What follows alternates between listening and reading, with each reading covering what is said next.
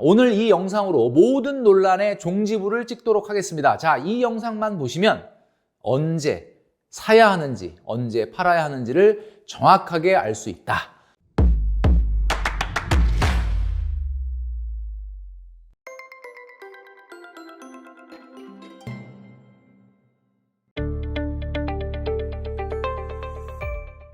네, 여러분 안녕하십니까? 돈으로 혼쭐 내는 남자 돈줄남 김경필입니다. 오늘 이 시간에는 딱 세 가지만 보면 매수 타이밍을 알 수 있다라는 내용으로 말씀드리도록 하겠습니다. 지금 부동산 시장은 마치 폭락장과 같은 장세인데요. 이런 폭락장 속에서 내가 과연 언제 타이밍을 맞춰야 하는가, 언제부터 내 집 마련에 시동을 걸어야 하는가라는 내용을 오늘 딱 정리해 드리도록 하겠습니다. 자, 그동안에 많은 영상을 통해서 도대체 언제쯤 부동산 시장이 바닥을 보일 것이냐, 그리고 언제쯤 반등할 것이냐, 언제쯤 사야 하는 거냐, 언제쯤 팔아야 하는 거냐, 정말 많은 영상들이 있었습니다. 자, 그런데 오늘 여러분 잘 들으시길 바랍니다. 오늘 이 영상으로 모든 논란의 종지부를 찍도록 하겠습니다. 자, 이 영상만 보시면 언제 사야 하는지, 언제 팔아야 하는지를 정확하게 알 수 있다.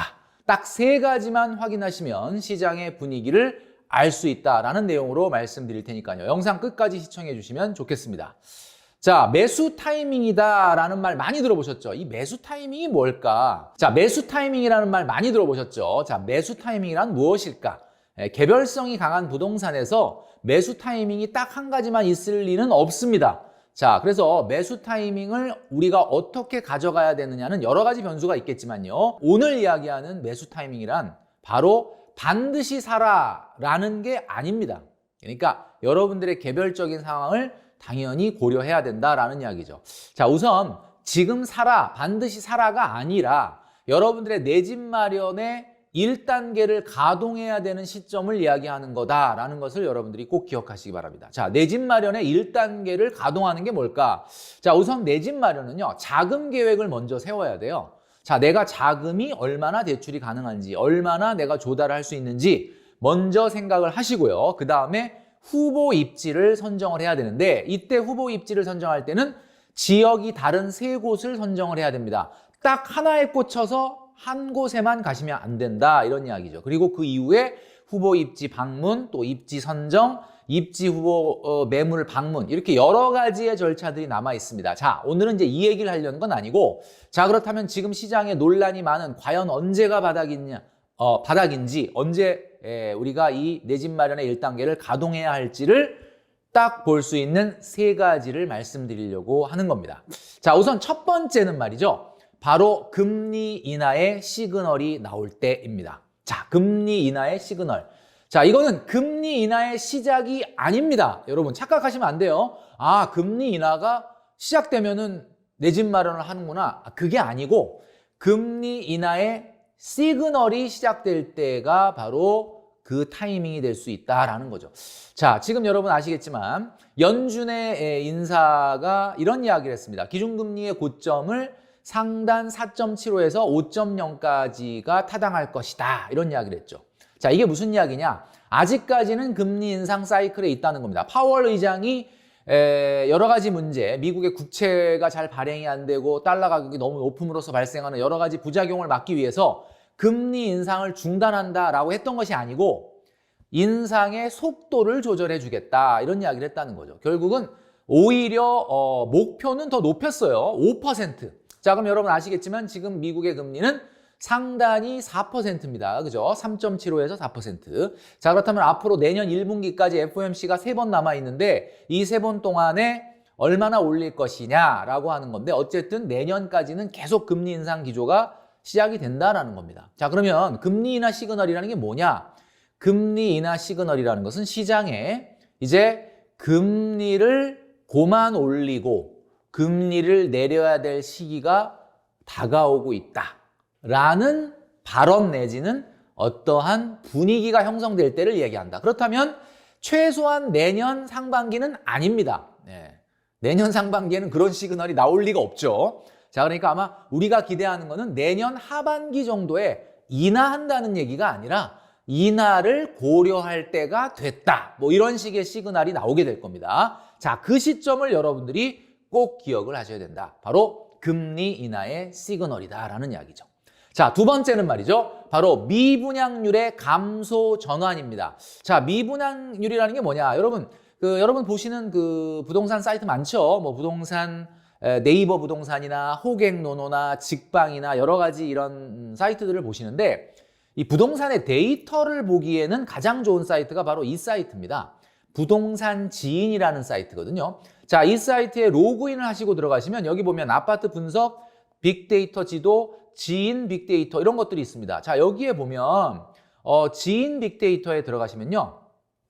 부동산 지인을 로그인을 하라고 말씀드렸던 이유는 로그인을 안 하고 보면은 많은 자료를 안 보여줍니다. 그러니까 로그인을 반드시 하셔야 돼요. 자, 하고 들어가면 자, 이런 자료가 나옵니다. 자, 전국의 미분양 현황 나오죠. 자, 그런데 이게 뭐냐면 1년 동안 지난 1년간 미분양이 얼마나 늘고 있는가의 추세를 보여주는 거거든요. 자, 여기에 보면 지역 그리고 기간을 설정할 수 있게 되어 있습니다. 저는 지금 전체를 보여드리려다 보니까 전국의 미분양을 1년으로 보여드리고 있는 거예요. 자, 그러면 어때요? 1년 동안 늘어나고 있죠? 미분양이. 자, 이걸 조금 더 자세하게 보려면 클릭을 하시면 자, 일자별로 지역별로 현재 미분양률이 몇 %인지가 나옵니다.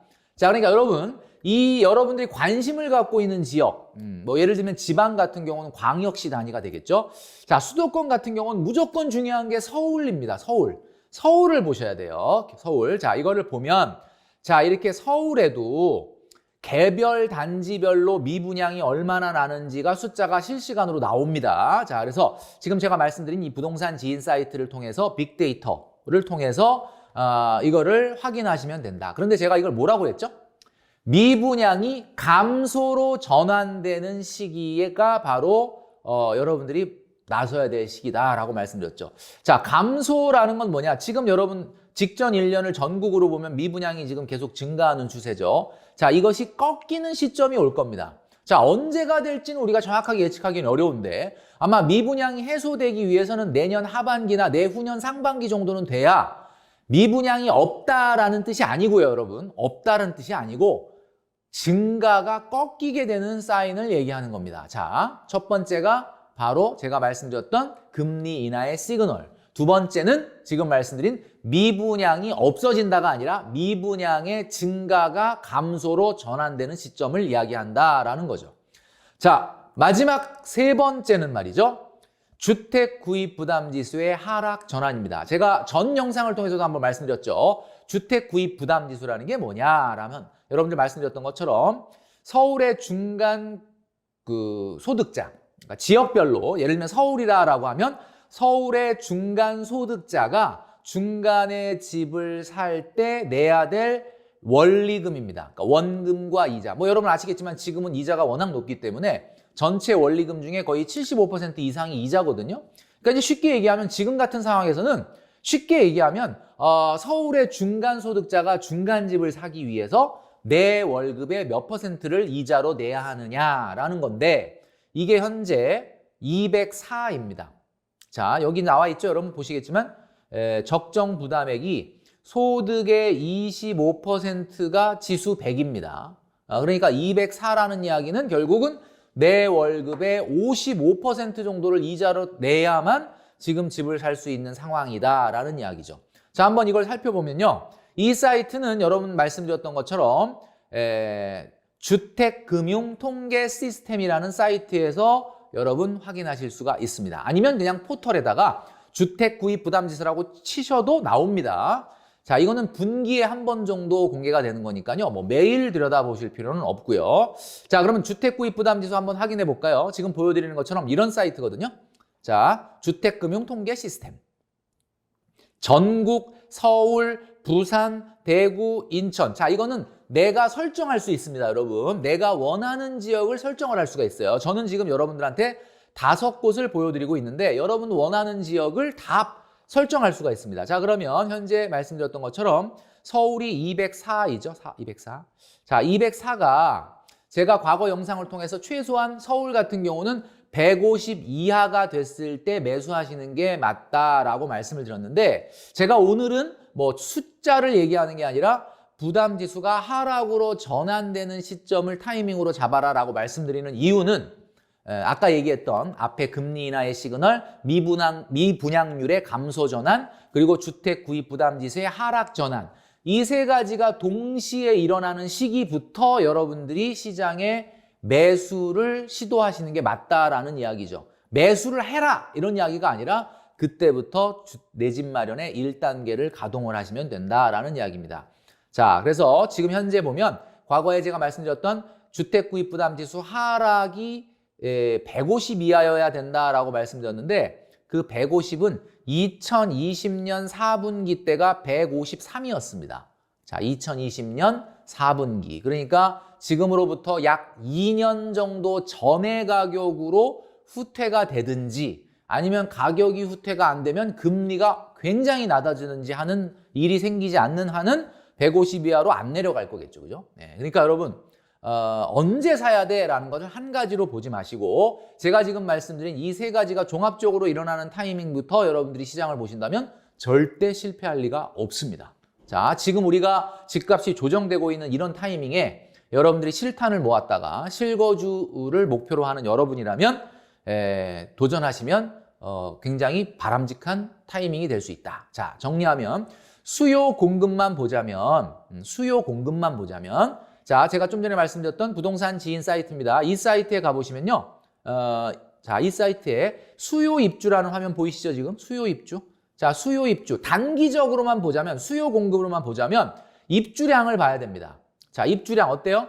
자, 매년 입주량이 이제 이렇게 표시가 되죠. 여기 보면 붉은색으로 표시된 것이 수요입니다. 수요. 그리고 초록색으로 표시된 것이 바로 공급량이에요. 여기서 말하는 공급량은 입주량입니다.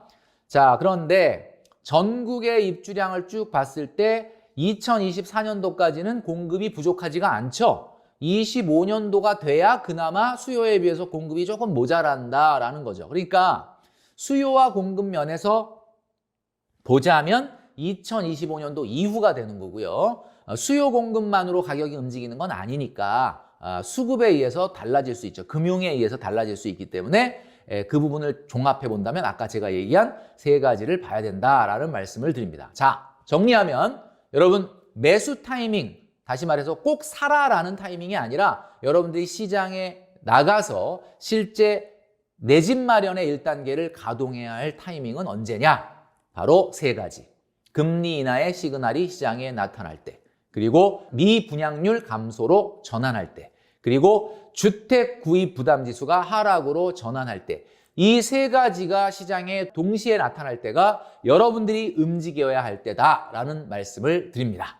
자, 오늘 영상을 통해서 앞으로 언제 집 사야 돼요? 라고 하는 논란은 종식을 하고 여러분들은 이 프로그램에 맞춰서 움직이시면 될 것 같습니다. 오늘 영상은 여기까지 말씀드리고요. 다음 영상을 통해 다시 찾아뵙도록 하겠습니다. 2020년, 2021년 돈 못 번 사람들은 정말 부끄러워요. 그건 아무나 돈 못 때예요. 모든 사람이 돈 버는. 근데 그게 저는 또 2030년 전후로 온다고 봐요. 그럼 그때까지 아무것도 안 하냐? 아니거든요. 그때 왔는데 여러분 준비를 안 하고 있으면 못 잡아요. 그럼 여러분, 기술의 판이 바뀐다는 거예요. 지금은 또 새로운 기술을 기반으로 해서 새로 50년 주기가 시작되는 시점에 와 있다. 근데 여러분 운 좋게 지금 이 시장에 심쉬는 사람들은 그 50년 기회가 한번 잡을 수 있게 됐다는 거예요. 어려운 게 아니거든요. 사람들이 어렵게 보거든요. 투자라고 하면은 전혀 아닙니다. 모를 때는 어려워요. 알면은 쉽거든요. 근데 이런 얘기를 누가 해주네 안 해주네에 따라 하늘과 땅 차이입니다. 그런 얘기를 해줄 거예요. 98년에 구글, 애플, 중국의 알리바바, 텐센트, 아마존 이런 기업들처럼 그 시작점이다 지금. 그런 사람들이 2.5% 안에 있는데 maybe 당신이 그 2.5% 들 수가 있다. 그런 시야, 인사이트를 주는 시간이 되도록 제가 하려고 하는 겁니다.